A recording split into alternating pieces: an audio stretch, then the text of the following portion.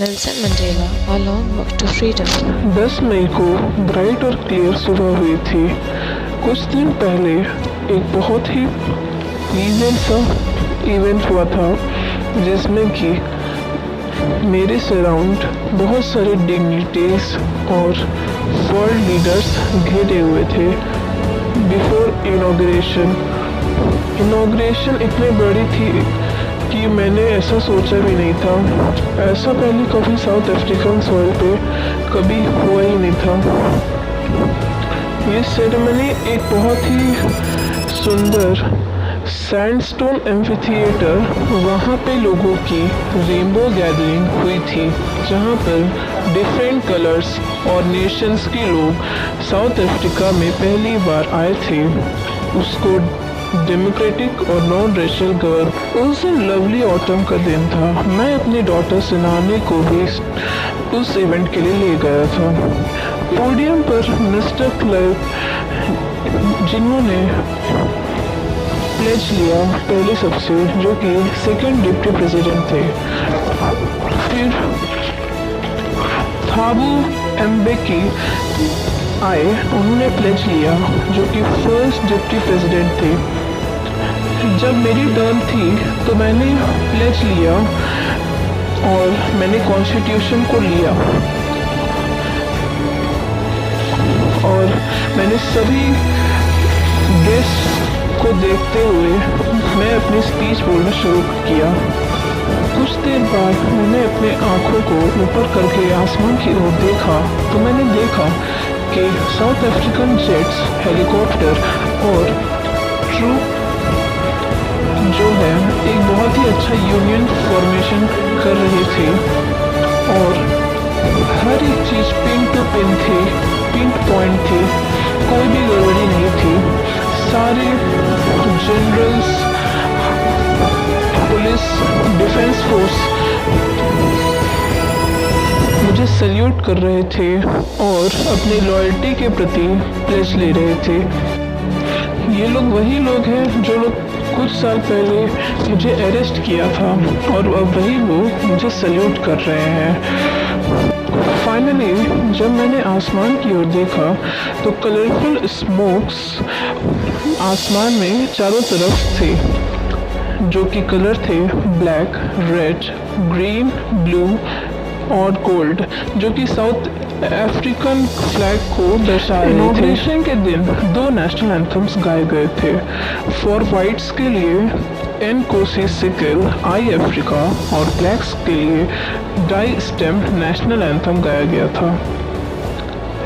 ये सारी लिरिक्स बहुत ही नए थे क्योंकि एक्चुअली में उस दिन सारे ग्रुप्स के लोग यानी कि ब्लैक्स और वाइट्स ने अलग अलग ये नेशनल एंथम न गा करके सभी ने एक साथ दोनों नेशनल एंथम को बारी बारी गाया था। इनॉग्रेशन के दिन मैं खुशी से भरा हुआ था, लेकिन एक इतिहास से भी मैं जूझ रहा था।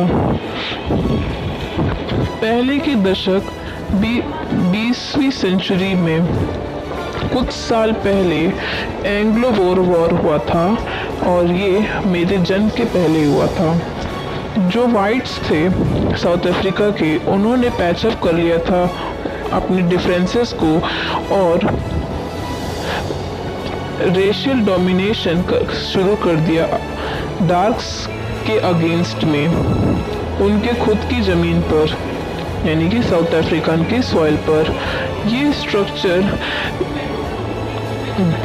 उस पे बेसिस पे था, जो था मिलने चाहिए थे वो छीन लिए गए थे और मेरे फ्रीडम्स को भी छीन लिए गए थे क्योंकि बस मेरे कलर की वजह से, स्किन के। वो दिन बहुत ही अनइमेजिनेबल सैक्रिफाइसेस के लिए था, जो थाउजेंड्स ऑफ पीपल ने, जो कि बहुत ही हार्श था और इसमें ह्यूमंस के तरह व्यवहार नहीं किया गया। ऐसी सोसाइटी उस वक्त फॉर्म हो गई थी जो कि आज तक कभी भी दुनिया में नहीं हुई थी। लास्ट डिकेड 20th सेंचुरी के मैं जब खुद 8वीं दशक में एक आदमी था, मुझे हमेशा हमेशा के लिए बदल दिया था, क्योंकि जो राइट्स मुझे जिन्होंने बहुत सी सफरिंग और अपनी करेज को दिखाया था, जो कि जिसकी गिनती नहीं की जा सकती है। और उस दिन मुझे ये एहसास हुआ कि बाकी सारे दिन में ये जो अफ्रीका है वो कुछ और फ्रीडम फाइटर्स से ही जो है आज ये आज़ाद है। साउथ अफ्रीका को फ्री करने के लिए जो पेन झेला था, जितना हम उन्हें शुक्रिया कह सकें उतना कम है।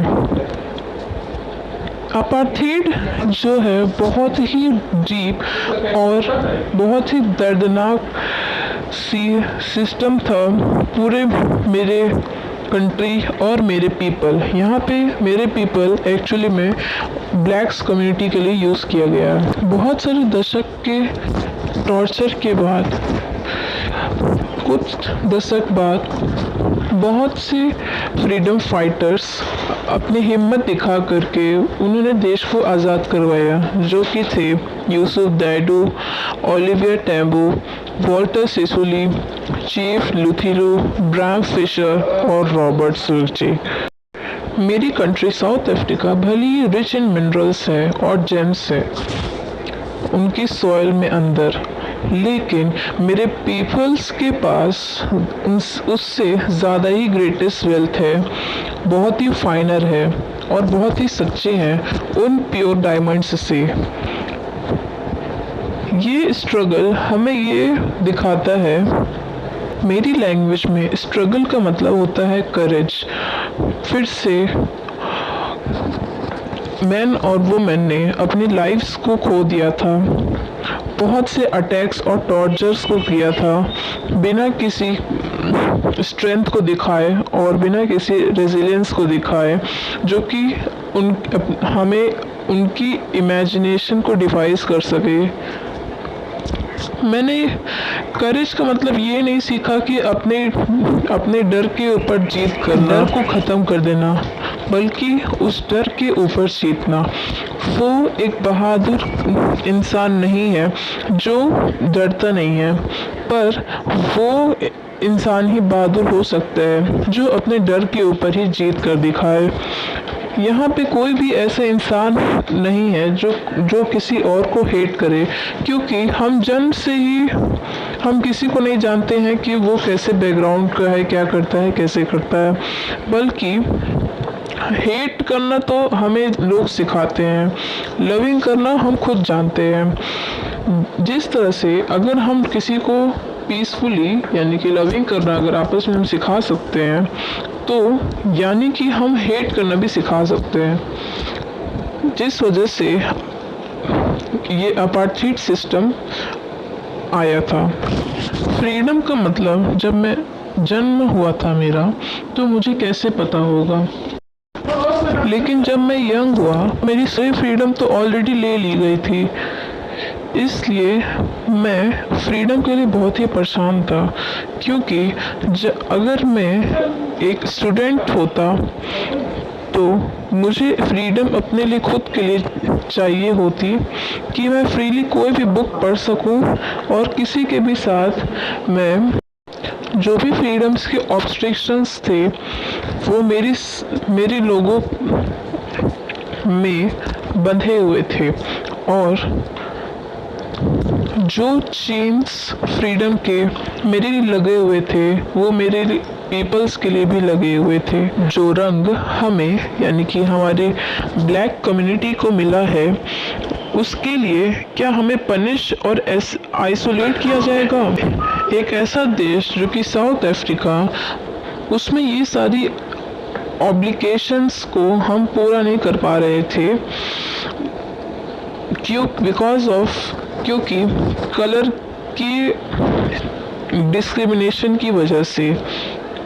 साउथ अफ्रीका में ड्यूटी टुवर्ड्स पीपल, कम्युनिटी और कंट्री स्टे कर सकूं नाइट में। लेकिन बहुत सारे ऑब्स्ट्रक्शंस की वजह से मैं ये सारी चीज़ें नहीं कर पाया। बट धीरे धीरे मेरे ब्रदर्स और सिस्टर्स भी फ्री नहीं रहे। यहाँ पे ब्रदर्स और सिस्टर्स उन्होंने अपनी ब्लैक कम्युनिटी को ही रिप्रेजेंट करने के लिए कहा है। मैंने देखा कि जो फ्रीडम है वो सिर्फ मेरे लिए ही मेरी ही नहीं छीनी गई है, बल्कि मेरी ब्लैक कम्युनिटी की भी छीनी गई है। और इसी वजह से जब मैं एक मैन बना तो मैंने एक अफ्रीकन नेशनल कांग्रेस कम्युनिटी को ज्वाइन किया और मैंने फ्रीडम के लिए बहुत सारे ग्रेटर हंगर किया फ्रीडम के लिए, ताकि मैं अपने ब्लैक कम्युनिटीज़ को आज़ाद कर सकूं और मैं खुद भी फ्रीडम पा सकूं। मुझे फ्रीडम इसलिए चाहिए थी ताकि मेरे लोगों डिग्निटी से और उन्हें सेल्फ रिस्पेक्ट मिल सके अपनी लाइफ में। इसकी वजह से मैं यंग पर्सन से एक बोल्ड पर्सन में बदल गया और मैंने लॉस को मानना भी छोड़ करके एक क्रिमिनल की तरह बन गया।